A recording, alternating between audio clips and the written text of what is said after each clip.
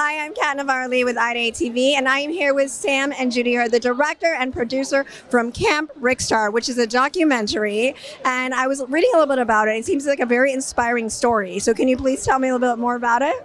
Yes, Camp Ricstar tells the story of a life-changing music therapy camp for folks with disabilities set in East Lansing, Michigan.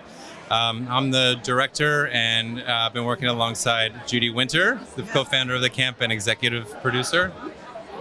And I'm also Eric Ricstar Winter's mother.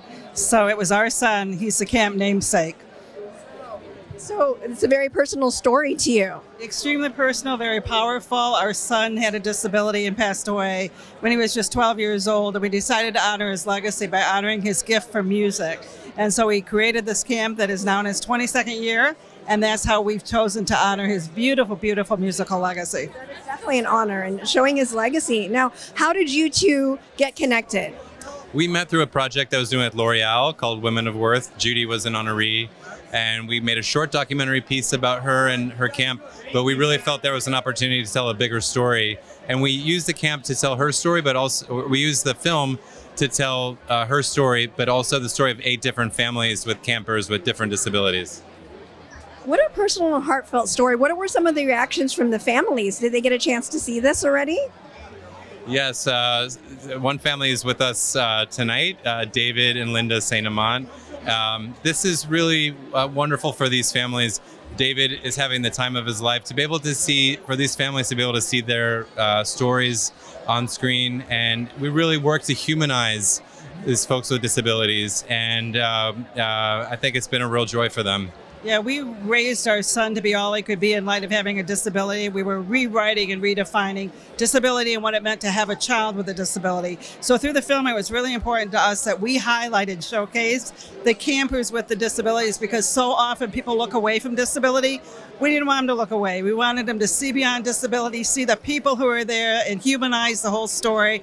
And the result is something short of remarkable. I mean, everybody is coming up to us with tears in their eyes and telling us, you finally told our story. I finally see myself up on the screen, and it's been a wonderful, wonderful experience. So beautiful. I feel like this unique story, you know, more people need to hear about it. So what was the process of when you first started telling this story? Like, how did you make that first step of becoming public with something so personal to you? Well, I'm an author and a writer and a speaker and a nationally known speaker on this subject. When my son was born with a disability in 1990, I decided we were going to raise him differently. I was going to go find a book and raise him like a regular kid, and there was nothing there. So I wrote the book to do that, to help other families.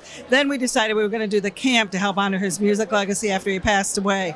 The last thing was this film was to take his story internationally, and that's when we connected, and that's what we've done, and we're so excited about that. And you could talk a little bit about that process.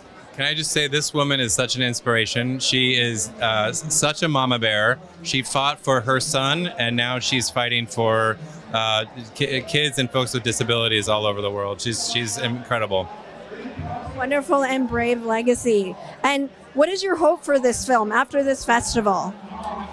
We wanted this film to be seen by as many people as possible. We really think this film has the power to break through stereotypes and hopefully change the perception of people with disabilities. We're hoping for distribution. We're in talks with a few companies now, and yeah, hope it can get out there and have a good life after the festivals. It's the kind of film that should be seen by everyone. It's about diversity. It's about acceptance of differences. It's about looking beyond and not labeling, but seeing people as human beings and using their names. And never has there been a time that was more ripe for that kind of love and acceptance and message than right now. And so our hope is it will help rewrite a new chapter in the disability rights story, where we look at these families not as an anomaly or something to pity or stereotype, but as this is just another kind of family. And these individuals deserve as much opportunity in their lives as anybody else. Where can people follow your film? If they don't get to make it here, how can they find you online and on your socials? Yep, you can go to campricstar.com. And judywinter.com. Thank you so much, guys. This is inspiring, and you're a perfect example of somebody who's taken the very deep things of their heart and been able to make them into something beautiful that they can share. I can tell you it's been remarkably healing for my husband and I. To lose a child is devastating. To turn it around, to make such a difference in the lives of so many, is how we healed. And people can make that choice when the worst possible thing happens to them. What are you going to do with it? And this is what we chose to do with it. And the result has been just mind-blowing and overwhelming and beautiful. That must be so inspiring for you that you just want to keep making more stories like this. This film has been a real dream as a filmmaker, for sure. Yeah. Thank you so much, guys. Filmmaker to work with. I can't wait to see this. Thank you so much, guys. Thank you.